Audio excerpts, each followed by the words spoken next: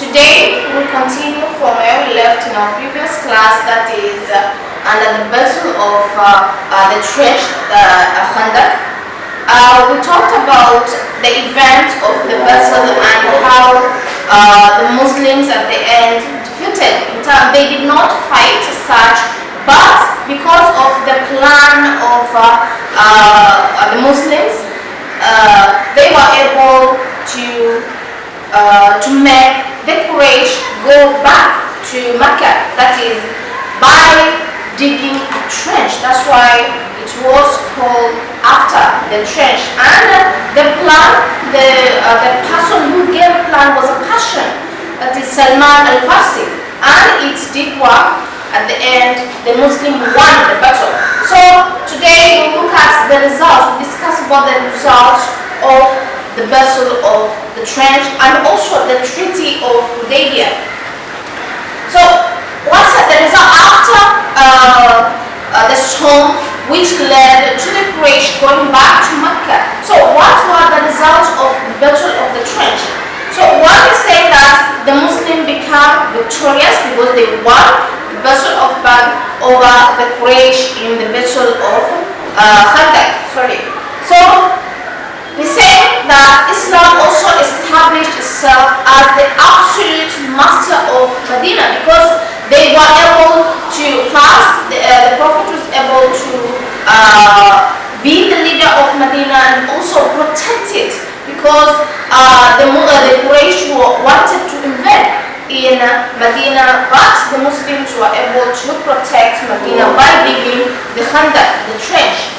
Then it's saying that Muslims also were able to take full control of Medina without interference from the Meccans. Because now the Meccans wanted the properties and to kill the Muslims. But now because they won this battle and they showed them that they were the master of Medina and they were in full control of Medina. So they were now the interference of the Mecca was stopped.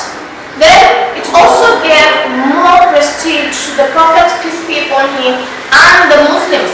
That is, making the Arab tribes to have an admiration of Islam. Because even though the army of the Quraysh was 3 times as big as it was large than the Muslim army, but at the end, the Muslims won the battle. So the Arabs all over the Arab Peninsula now started admiring Islam because of their bravery. We also say that the power of the Munafiqin. We talked about the Munafiqin, and it started immediately after the migration of the Prophet from Mecca to Medina. We had talked about Hijrah. And we say that because of Abdullah bin Ubay bin Salul, who was promised to lead Medina, but after the migration of the Prophet to Medina or Yathrib, by then the people, the Yathribites and also the Muhajirin wanted the prophets. They selected the Prophet to be the leader of Medina. So it betrayed him so much, and he became the leader of the hypocrites, Munafiqin.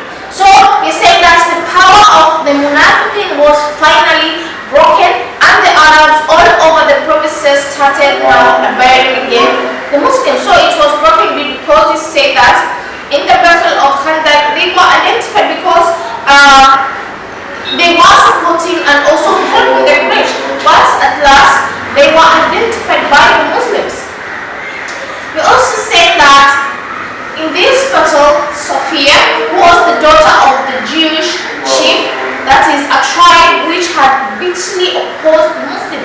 The Jewish tribe was wanted, they also formed an ally with the Quraysh to kill the Muslim. But in this battle, the daughter of now the chief of the Jewish tribe, that is Sophia, was married to the Prophet, peace be upon him, and after the battle, that decreasing the differences between the Jews and now the Muslims. So we say that after marrying the daughter of the Jew chief, now at least the relationship between the Muslims and the Jews became better than before, because they were great enemies before the marrying of the daughter of the chief, the Jewish chief.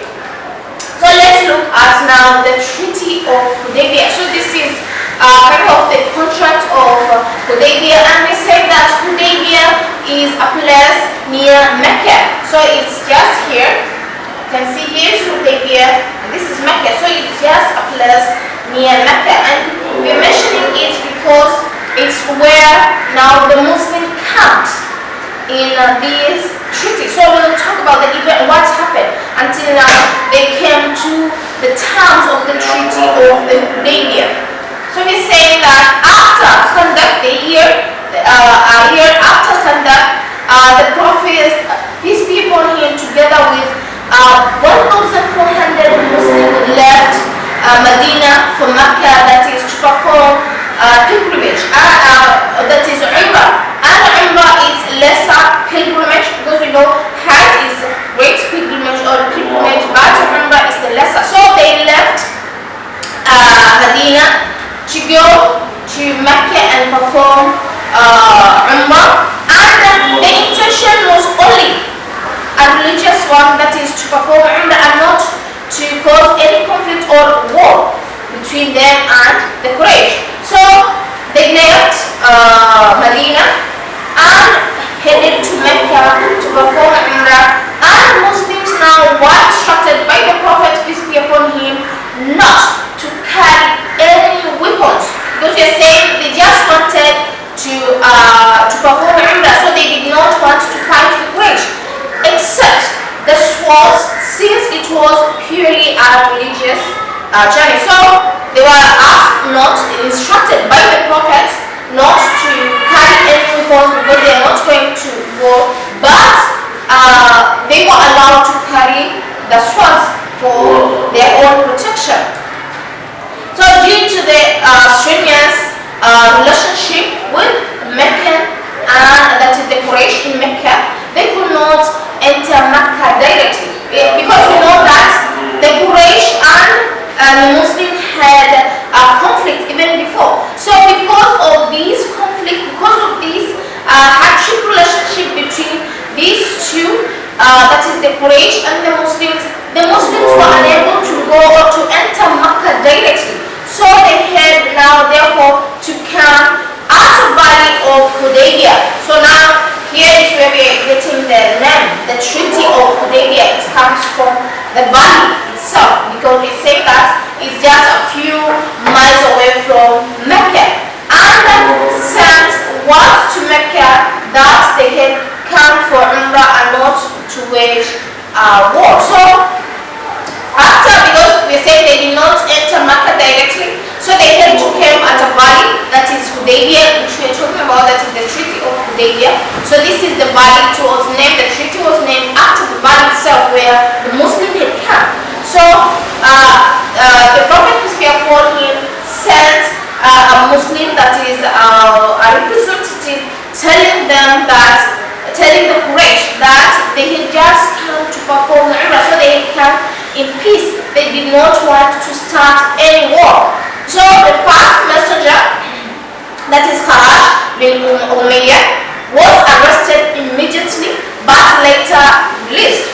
So his camel's legs were chopped off. We had seen this too in the Battle of Khandaq. This also happened with the hands. So we say the first messenger, that is Kharaj, was arrested. He went there telling the Quraysh that they had come in peace. They just wanted, they don't want to cause any conflict or start a war, but they had come to perform lesser pilgrimage. But instead, he was arrested and later on was relieved, but his camel's legs were chopped off. So Uthman was sent as a second emissary, that is a representative, but he was now locked up in a room full of smoke was